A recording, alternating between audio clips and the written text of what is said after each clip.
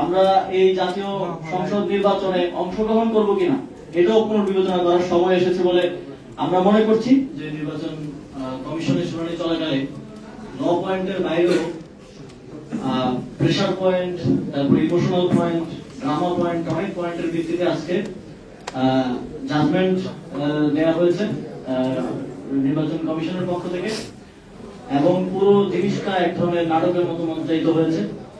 নির্বাচন কমিশনে যাওয়ার সময় আমরা দেখলাম যে নির্বাচন কমিশনের সামনে 2-3 হাজার ছাত্র দলের নেতা কর্মী এক ধরনের মব সৃষ্টি করে আজকের মতো গুরুত্বপূর্ণ দিনে, যেদিন একেবারে আপিল শুনানির শেষ দিন, ওনারা সাস্টের ইস্যু বলতেছে, কিন্তু সাস্টের ইস্যু তো আজকে শুরু হয়নি, এটা চলতেছে অনেকদিন আগে থেকে, 2-3 সপ্তাহ ধরে চলতেছে।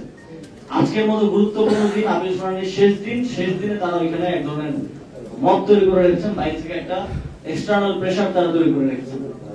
তারপরে আমরা কি দেখলাম, শুনানির একটা পর্যায়ে শেষ হওয়ার পরে এবং রায় দেওয়ার পূর্ব মুহূর্তে যখন আপনি বিচারকের কাছে কোনো বিচার চাইতে যাই, তখন আমাদের মনে করেন যে আর্গুমেন্ট শেষ, রায় দেওয়ার পূর্ব মুহূর্তে বিচারক যদি পাশের রুমে গিয়ে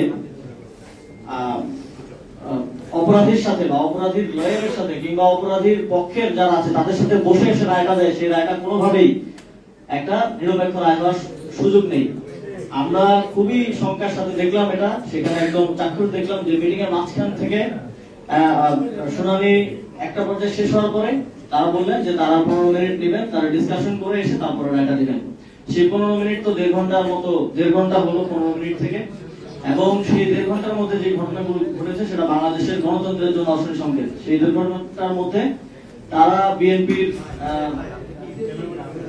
মহাসচিব মির্জা ফখরুল ইসলাম আলমগীর, তারপর বিএনপির নির্বাচন পরিচালনা কমিটির আহ্বায়ক নজরুল ইসলাম খান সহ 5 সদস্যের একটা প্রতিনিধি দলের সাথে বৈঠক করলেন। 1.5 ঘন্টা পরে তারা এসে রায় দিলেন, এবং সেখানে একজন একেবারেই পার্টি ছিলেন যে শুনানিতে বিএনপির প্রার্থীদের পক্ষ থেকে রুহুল কুদ্দুস কাজল, তিনি সেখানে পার্টি ছিলেন, তিনি আর্গুমেন্ট করেছেন। এবং যখন সেই বৈঠক হলো এসির সাথে বিএনপি, সেই বৈঠকেও তিনি গিয়ে বসলেন। সরাসরি পার্টির সাথে আপনি বসে বৈঠকের পরে এসে যখন রায় দিচ্ছেন, এই রায়টা আমরা সম্পূর্ণরূপে মনে করি যে এক ধরনের ফেব্রিকেটেড শুনানির রায় দেওয়া হয়েছে, এবং একপাক্ষিক যে হয়েছে সেটার প্রতিফলন আমরা রায়ও দেখতে পেয়েছি। একেবারে রাইট স্টপ করার মতো প্রত্যেকটাকে দ্বৈত নাগরিক এবং ঋণ খেলাপিদেরকে সেখানে ছাড় দেওয়া হয়েছে এবং নির্বাচনে অংশগ্রহণ করার বৈধতা দেওয়া হয়েছে। আমরা মনে করি যে আজকে এবং গতকালকে এই পুরো প্রক্রিয়ার মধ্য দিয়ে নির্বাচন কমিশন একটি সুষ্ঠু নির্বাচন করার জন্য যে কনফিডেন্স রাজনৈতিক দল, দেশের জনগণ এবং সবার কাছে থাকার কথা ছিল বা অর্জন করার কথা ছিল, সেটা হারিয়েছে। এবং এর বাইরে আমরা আরো দেখেছি যে আমাদের প্রধান নির্বাচন কমিশনার তিনি স্পষ্টভাবে একজন প্রার্থী যার বিরুদ্ধে আপিল শুনানি হচ্ছিল তার পক্ষে তিনি বলছেন যে তিনি তো বাধ্য হয়ে দেশের বাইরে ছিলেন, তিনি বিদেশি নাগরিকত্ব বাধ্য হয়ে নিয়েছেন। তা আমি পার্সোনালি জানি যে খুব ইমোশনাল একটা স্টেটমেন্ট উনি মেক করেছেন, যেটার বিষয়ে এখনো রায়টা আসে নাই। এটা শুধু এই একটা ইস্যুই আজকে রাত অথবা আগামীকালকে রায় আসার কথা, সেটা হচ্ছে কুমিল্লা 3 সংসদীয় আসনের বিষয়ে।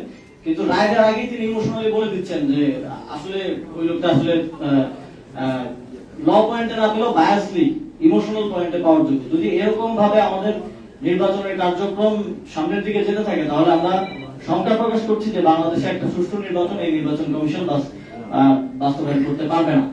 এবং আজকের মতো একটা দিনে কোনোভাবেই যখন আমরা দেখি বাইরে মত সৃষ্টি করা হয়, ভিতরে রায়ের পূর্ব মুহূর্তে একটি নির্দিষ্ট দলের সাথে বৈঠক হয়, বৈঠকের পরে এসে রায় হয়, খুব স্পষ্টভাবে বোঝা যায় যে এটা একটা ফেব্রিকেটেড শুনানি আজকে হয়েছে। এবং এখানে অনেকগুলো বিতর্কিত প্রার্থীকে এবং সংবিধান লঙ্ঘন করে, আরপিও লঙ্ঘন করে এবং বাংলাদেশের প্রচলিত আরো কয়েকটি আইন লঙ্ঘন করে প্রার্থীদেরকে বৈধতা দেওয়া হয়েছে। আমরা যদি ঋণ খেলাপির বিষয়ে আসি, চট্টগ্রামের একজন বিএনপির প্রার্থী আসলাম চৌধুরী, তিনি 1700 কোটি টাকা ঋণ গ্রহীতা বিভিন্ন ব্যাংক থেকে বাংলাদেশের, এবং 1200 কোটি টাকার ঋণ খেলাপি। 1200 কোটি টাকার ঋণ খেলাপি একজন ব্যক্তি 5টা ব্যাংকের মধ্যে 5টা ব্যাংকের, তাকে প্রথমে নির্বাচন কমিশন একজন নির্বাচন কমিশনার বললেন যে তাকে তো এটা দেওয়া উচিত না, এটা বাংলাদেশের মানুষ ভালোভাবে নিবে না, সবকিছু ওয়াজ লিডিং টুয়ার্ডস যে তার প্রার্থীতা অবৈধভাবে বাতিল হবে। হঠাৎ করে পাশে একটু কথা বলে তিনি বললেন যে এটা অ্যাকসেপ্টেড। হঠাৎ করে আউট অফ নো হয় এটা অ্যাকসেপ্টেড, এবং ওনারা যদিও বাংলাদেশের প্রচলিত ঋণ খেলাপি আইন অনুযায়ী গ্যারান্টার ইজ অলসো হচ্ছে ঋণ খেলাপি, কিন্তু ওনারা ইন্টারপ্রিটেশন করলেন যে গ্যারান্টার হিসেবে তাকে সেখানে দায় মুক্তি দেওয়া হলো। এবং আমরা দেখলাম যে ওনারা ওইখানে বসে আইনের ইন্টারপ্রিটেশন করছেন, ওনারা ওইখানে বসে সংবিধানের ইন্টারপ্রিটেশন করছেন, যেটার কোনোটা ইখতিয়ার ওনাদের নেই। এবং আমরা অবশ্যই এই বিষয়গুলোতে ভবিষ্যতে আমাদের আইনি লড়াই চালিয়ে যাব। এবং আমরা আজকে স্পষ্টভাবে বলছি যে নির্বাচন কমিশনের একটা সুষ্ঠু নির্বাচন, নিরপেক্ষ নির্বাচন আয়োজনের ক্ষেত্রে আমরা পার্টি হিসেবে জাতীয় নাগরিক পার্টি কোনো ধরনের কনফিডেন্স আজকের পরে পাচ্ছি না। এবং আমাদেরকে এই পরিস্থিতিতে এসে আমরা এই জাতীয় সংসদ নির্বাচনে অংশগ্রহণ করব কিনা এটাও পুনর্বিবেচনা করার সময় এসেছে বলে আমরা মনে করছি। যেহেতু রাইটারও ওইখান থেকে আপনাদের সাথে কথা বলছি, সে কারণে কোন সিদ্ধান্ত এখন আমি দিব না। আমরা আমাদের পার্টির রাজনৈতিক পর্ষদে বসে সিদ্ধান্ত গ্রহণ করবো এই বিষয়ে। তবে আমরা এই বিষয়টি অবশ্যই পুনর্বিবেচনা করব, এবং অপরাপর যেই রাজনৈতিক দলগুলো নির্বাচনে অংশগ্রহণ করছেন এবং আমাদের ঐক্য আছে, নির্বাচনী ঐক্য আছে 10 দলীয়, আমরা সকল পরিসরে এই বিষয়গুলো নিয়ে আলোচনা করে আপনাদেরকে পরবর্তী যে সিদ্ধান্ত সেটা আমরা জানাবো। এবং আমাদের পক্ষ থেকে আমরা সকল স্টেক হোল্ডারদের সাথে কথা বলে আমরা যেটা গতকাল বলেছিলাম, আমরা রাজপথে নামার উপস্থিতি গ্রহণ করবো। একই সাথে আমাদের আইনি লড়াই, রাজপথের লড়াই এবং আমাদের যে স্টেক হোল্ডার আছেন তাদের সাথে আমাদের কনসালটেশন চলমান থাকবে।